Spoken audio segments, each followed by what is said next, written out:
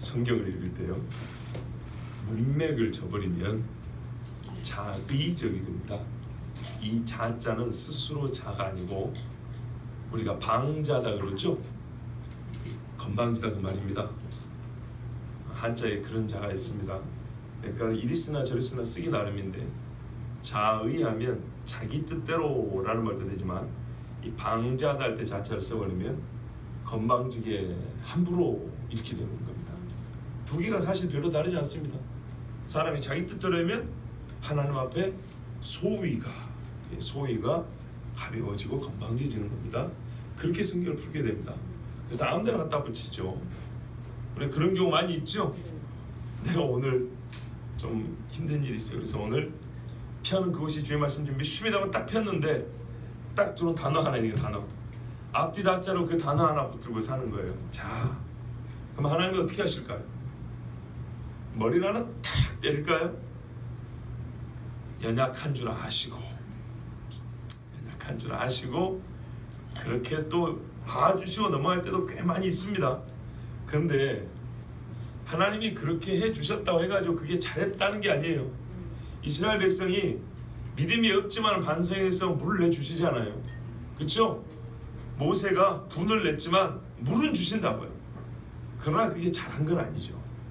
마찬가지예요. 우리가 성경에서 아무거나 갖다 끌어 쓴다고 해가지고 참 하나님이 그때마다 매를 때리거나 어리석다고 그 말씀을 그래도 순전하게 받고 살고자 하는 사람을 무시해버리거나 그러진 않아요. 일례를 들어드릴까요? 내 시작은 미약하였으나 내 나중은 심히 창대하리라. 어디 많이 있어요? 그렇죠?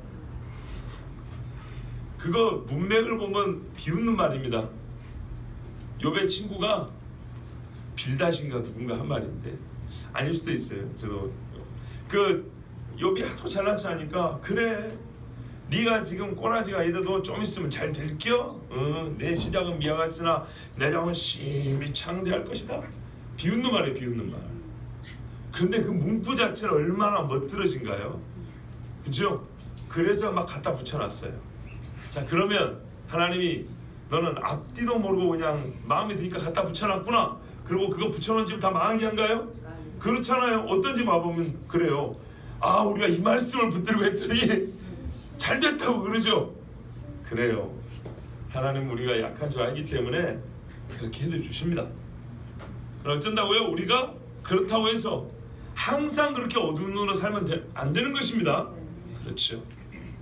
왜냐하면 하나님께서 그렇게 욥을 놀렸던 친구들, 욥을 조롱했던 친구들이 욥보다 의롭지 못하다 그랬어요. 그렇기 때문에 그 말은 사실은 그렇게 훌륭한 심정에서 나온 말은 아니에요. 그러나 우리가 연약한 거로 하나님이 그냥 우리를 불쌍히 여기서 도와주신 겁니다. 자, 근데 언제까지나 우리가 그렇게 살 수는 없지요. 특별히 남에게 말씀을 전해야 되고 가르쳐야 한다면 내가 은혜 받은 말씀이니까 한번 들어봐, 이런 식으로만 살 수는 없는 겁니다.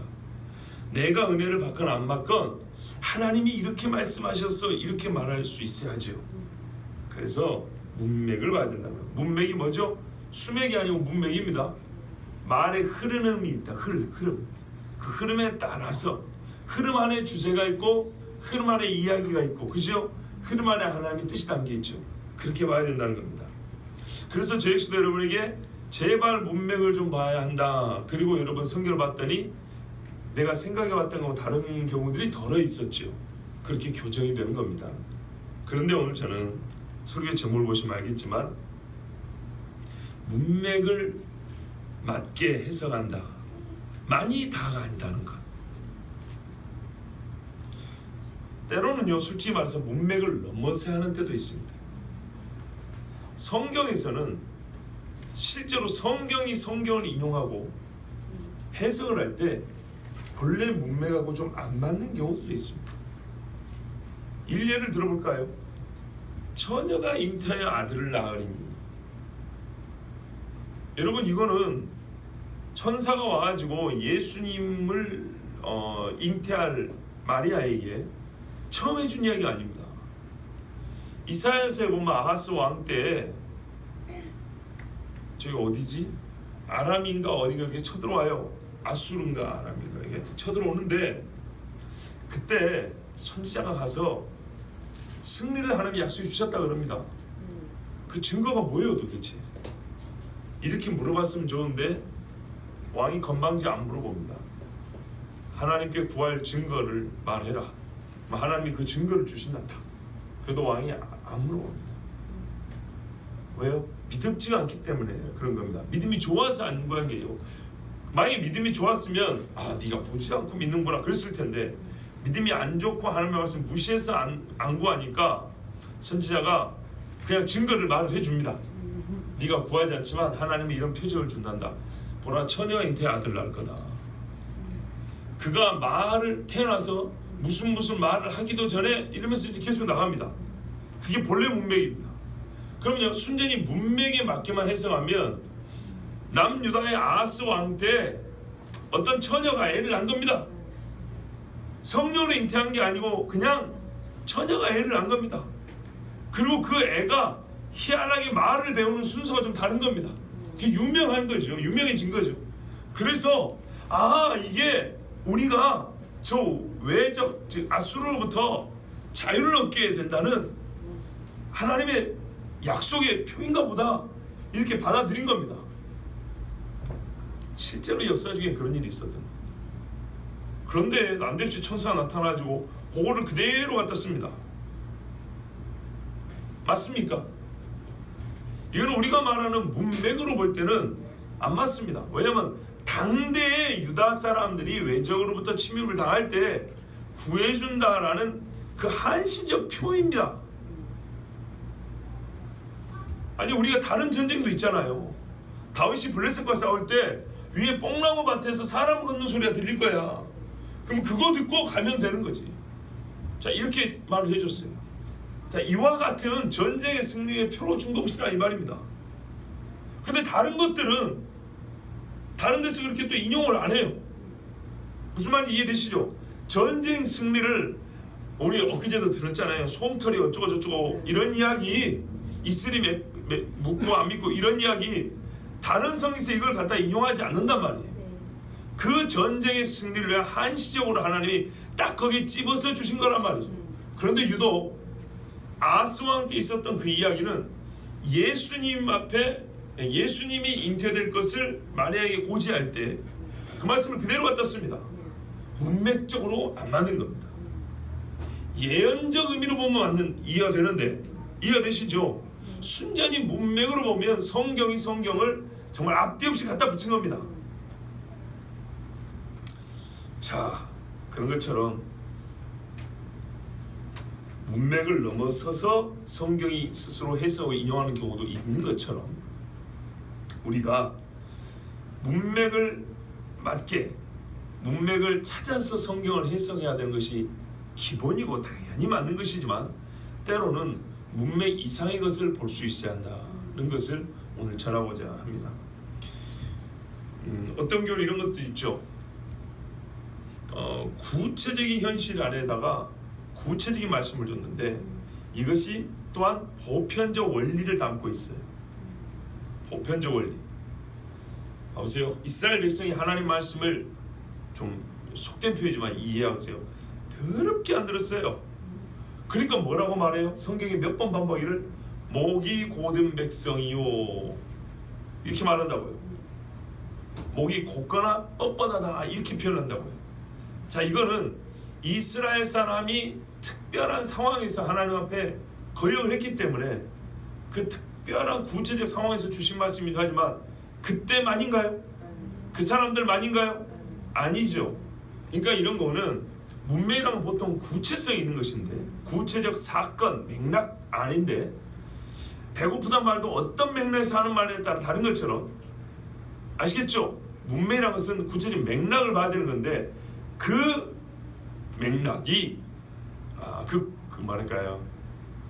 그 어떤 교훈이 그 맥락 안에서 쓰였던 교훈이 꼭 그 상황이 아니더라도 그 사람들이 아니더라도 모든 시대 모든 사람에게 적용할 수 있는 말이 있는 그런 경우에는 문맥을 당연히 뛰어넘어서 해석할 수 있다는 말입니다. 자, 그래서 이런 경우에는 우리가 어떻게 알아내냐면 하나님이 직접 그 속에 감추어진 뜻이다 하고 밝혀 드러내주는 경우가 있는가 하면 우리 사람들이 성경을 볼 때는 어떻게 해야 그걸 발견할 수 있냐면 아주 논리적인 사고를 통해서 발견할 수 있습니다. 깊이 생각을 하는 것을 통해서 발견할 수 있다는 얘기입니다. 근데 이것은 성경이 금하는 게 아니에요. 우리는 이성과 논리를 하면 하나님의 영의 역사와 반대라고 생각하는데 전혀 그렇지 않습니다. 오늘 여러분 우리 교회에 올 때 이성을 사용하지 않고 온 분 손들어 보세요. 나는 그냥 생각 없이 눈 뜨니까 교회 와 있었어. 이런 분 계세요? 무엇을 입고 갈까? 오늘 예배 시간에는 어떻게 입고 가야 합당할까? 그런 생각 하시죠? 시간이 이런데 몇 시까지 가야 되지? 가려면 여기서 이렇게 전부 다 이걸 사용하고 온 겁니다. 문제는 사람의 이성의 능력을 성경 위에 인간의 존재를 이성적 존재로만, 영적인 존재로 생각하지 않고 이성적 존재로만 생각하는 것, 그리고 이 이성이 영 위에 있다고 생각하는 것, 이것이 문제지. 하나님의 영의 지배를 받는 이성은 아주 지혜롭고 영리하며 명철합니다. 솔로몬이 방금 생각해 보세요. 기도할 때 굉장히 이성적으로 기도를 합니다. 무슨 말이냐면 내가 지금 나이 어려 20대 초반이란 말이에요. 그때 20대 초반에 아버지가 정말 멋진 왕국을 물려줬어요. 근데 내가 여기서 부귀영화는 솔직히 말해서 그때 당시로 볼 때 더 바랄 것도 없어요. 그리고 아버지의 신복들이 이미 나에게 충성을 맹세했기 때문에 더 이상 뭐 두려워할 것도 없어요. 근데 문제는 생각을 해보니까 이 왕위가 지금은 이렇게 주어졌는데 내가 늙어 죽을 때까지 가려면 이 사람들 다스려야 된단 말이죠. 다스리는데 필요한 건 뭐냐면 지혜였던 그 지혜. 봐보세요. 다윗이 말하면 솔로몬에게 너는 이미 지혜롭다고 말합니다. 이런 생각이 지혜로우니까 할 수 있는 거예요. 아시겠죠? 아주 이성적 생각입니다. 왕으로서 이 땅을 다스리는데 무엇이 필요한가를 잘 생각해 보니까 진짜 필요한 것은 듣는 마음이라고 기록된 지혜가 필요했다는 것을 깨달았어요.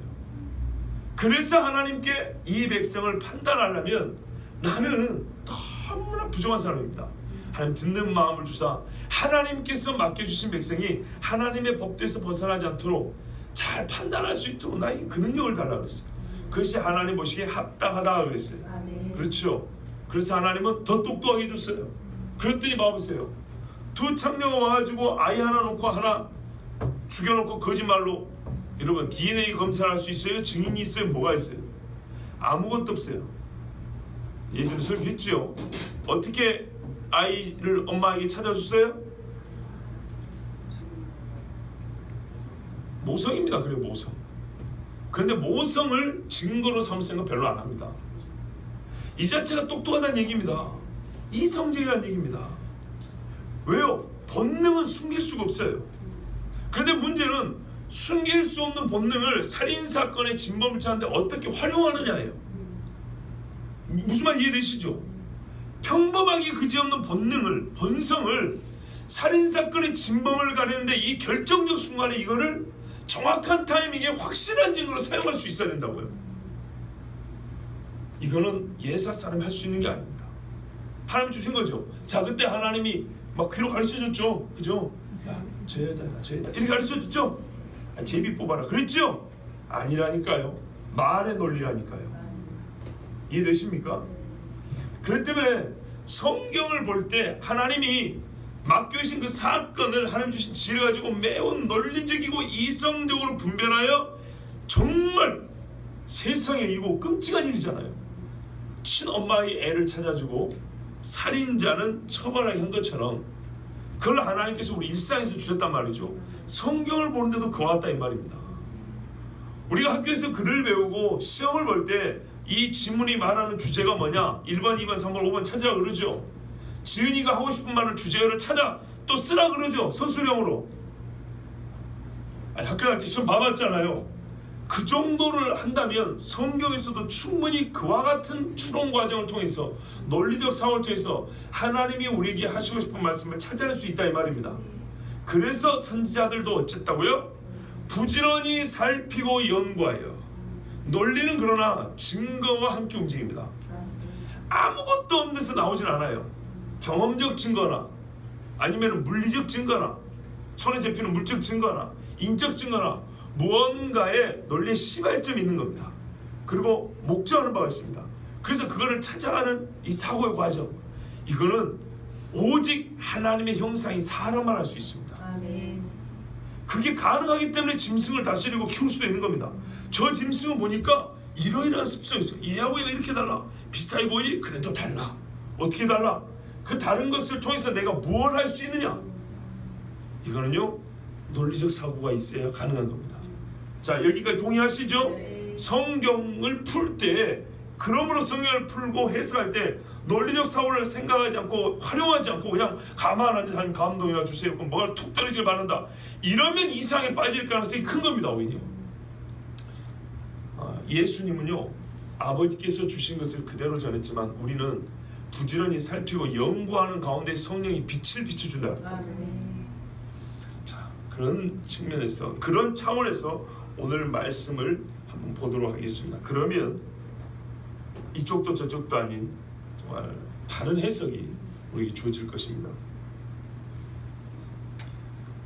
오늘 읽은 이사야 34장 16절 17절의 맥락은, 자, 문맥이죠. 맥은 어떤 말씀의 결론부로 주어졌습니다. 그렇죠. 그러면 중반부와 서론부가 있겠죠. 뭔가 했더니 에돔에 대한 심판이에요. 하나님께서 이스라엘의 원수를 멸하는데 그 중에 에돔을 대표적으로 딱 들춰내셔서 내가 너를 보복하리라, 내가 너를 황폐하게 하고 심판하리라, 이 말씀을 하고 계세요. 그 말씀의 결론부에 16절 17절이 있습니다. 맞습니까? 예, 읽어보면 그렇습니다. 자, 그러면 하나 여러분 물어볼게요. 위치는 결론부인데 이 16절 17절이 에돔에 대한 심판의 결론으로 주어진 걸까요? 아니면 에돔에 대한 심판을 예언하고 또 다른 추가로 우리가 말하는 부록으로 보충되는 말씀으로 별개의 주제를 가진 두 절을 추가로 여기다 붙인 걸까요? 붙였다는 게 아니라 하나님이 추가로 더 주신 걸까요? 무슨 말인지 이해되십니까? 책을 보면 목차가 1, 2, 3, 4 이렇게 쭉 있어가지고 마지막 결론이 나오죠. 자, 이런 말하면 벌써 어렵게 생각하면 안 돼요. 여러분 얼굴에 나타나는데 하나 어려운 말이 아니에요. 서론부터 결론이 나오죠. 근데 결론 밑에 보론, 보충되는 글 해가지고 한두 개 더 붙여져 있는 경우가 있다고요.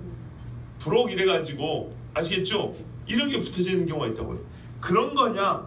아니면 이게 결론이냐? 결론이냐?